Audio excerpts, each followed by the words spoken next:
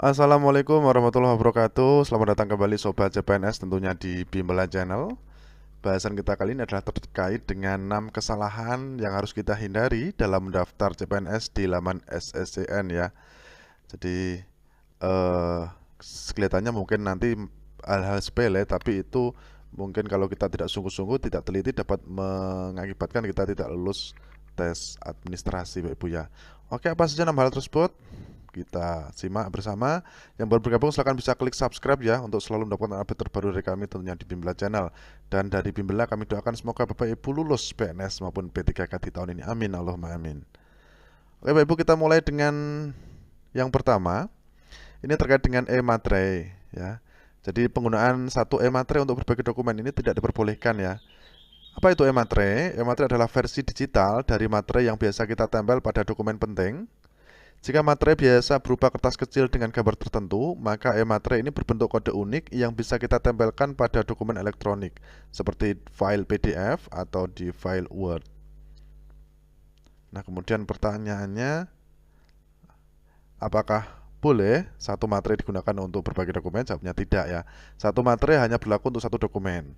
Jadi setiap kode yang ada di e-materai yang Bapak Ibu beli hanya dapat digunakan untuk membubuhkan tanda tangan elektronik pada satu dokumen tertentu.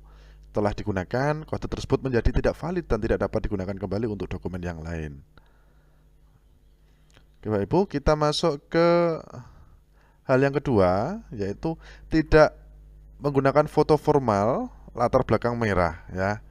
Oke, tidak menggunakan foto formal yang pertama, yang kedua adalah latar belakangnya tidak merah.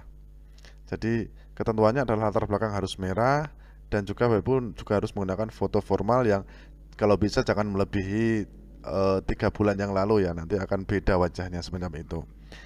Ketika Bapak Ibu mungkin malas keluar ya ke studio foto, silakan bisa. Sekarang banyak sekali ya di internet. Salah satunya adalah remove background. Itu sangat mudah untuk mengganti background ketika mungkin tidak punya foto yang background merah. Atau kalau mau Bapak Ibu mau pergi ke studio foto ya, silakan, malah hasilnya lebih bagus. Dan silahkan juga disesuaikan dengan instansi yang Bapak Ibu akan lamar ya. Jadi apakah mintanya merah, apa biru dan sebagainya. Pokoknya itu juga diperhatikan ya. Kadang masalah sepele tapi ketika kita tidak teliti dapat menjadikan kita tidak lolos administrasi. Oke, itu yang kedua. Kemudian kita beralih ke yang ketiga yang harus kita perhatikan juga masih terkait dengan e-materai. Jadi apakah boleh tanda tangan ini bertumpuk dengan e-materai? Jawabnya tidak. Tanda tangan tidak boleh bertumpuk dengan e-materai. Jadi posisi tanda tangan dan e-materai ini pada sebuah dokumen memiliki aturan yang cukup ketat. Hal ini dilakukan untuk menjaga keabsahan dan keautentikan dokumen tersebut.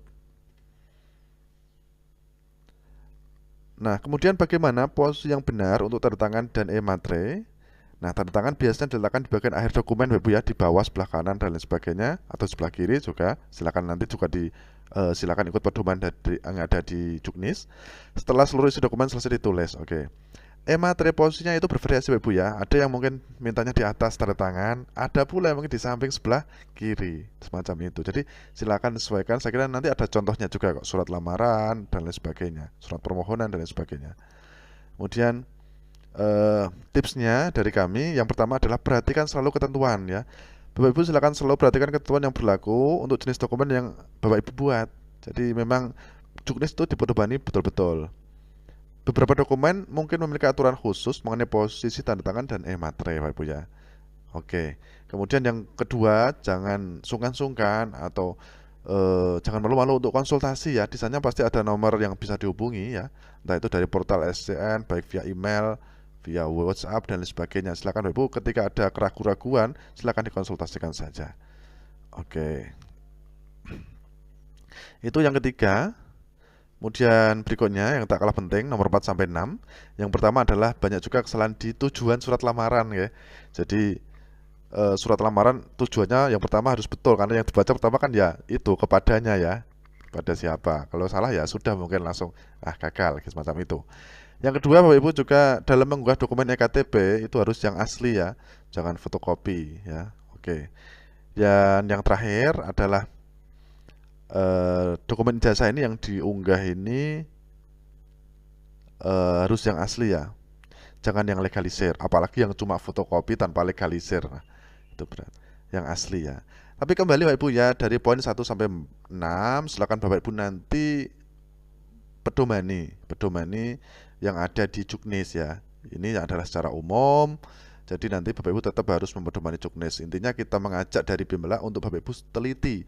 Ya administrasi itu kelihatannya sepele, tapi itu menentukan sekali ya langkah awal kita untuk maju menuju ke tes berikutnya. Oke, semacam itu. Semoga ada manfaatnya. Bila bermanfaat silahkan di-share ke teman-teman yang lain. Kurang lebihnya mohon maaf. Bila taufik hidayah, wassalamualaikum warahmatullahi wabarakatuh.